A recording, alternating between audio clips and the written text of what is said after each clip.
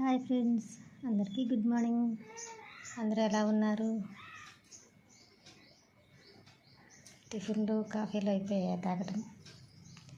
సరేకపోతే నిన్నైతే ఈ చిలకడ దుంపలు తీసుకొచ్చాను. కాకరకాయలు చూడండి ఎంత ఫ్రెష్గా ఎంత బాగున్నాయో. అప్పుడే చేలోంచి తీసుకొచ్చి పెట్టారు. కారం చేసుకుందామని కాకరకాయ వేపుడు కానీ కాకరకాయ కారంగానే చేసుకుంటే చాలా బాగుంటుంది.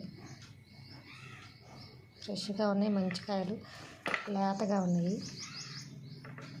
ఈ చిలకడ దుంపలు అయితే మా చిన్నప్పుడు మా ఊర్లో మా అమ్మగారి ఊర్లో ఎద్దుల బండిలో వచ్చాయి.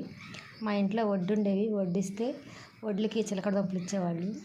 మేము వడ్లు పిసుకులు పెట్టిన కన్నాల్లోంచి వడ్లు తోడుకొని తీసుకెళ్ళి ఇచ్చేవాళ్ళం. మా అన్నయ్య మా నాన్నగారు అరిసేవాళ్ళు, వడ్లుకి బస్తాలకి కన్నాలు పెట్టి వడ్లు తీసుకెళ్ళి చిలకడ దుంపలు ఇచ్చేవాళ్ళని. నాకు ఇంకా చిన్నప్పటి గుర్తులు పోలేదు.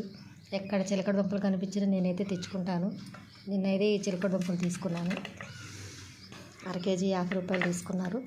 చాలా బాగున్నాయి. ఈ ఉడకబెట్టుకున్నా కానీ నుప్పులో కాల్చుకు తిన్నా కానీ చాలా బాగుంటుంది. చిన్నపిల్లలకైతే పెడితే చాలా బలం, మంచి పోషకాలు ఉంటాయి ఇందులో. నాకైతే చిన్నప్పుడు చిలకడ దుంపలు గుర్తొచ్చి చూసిన వెంటనే కొనుక్కున్నాను.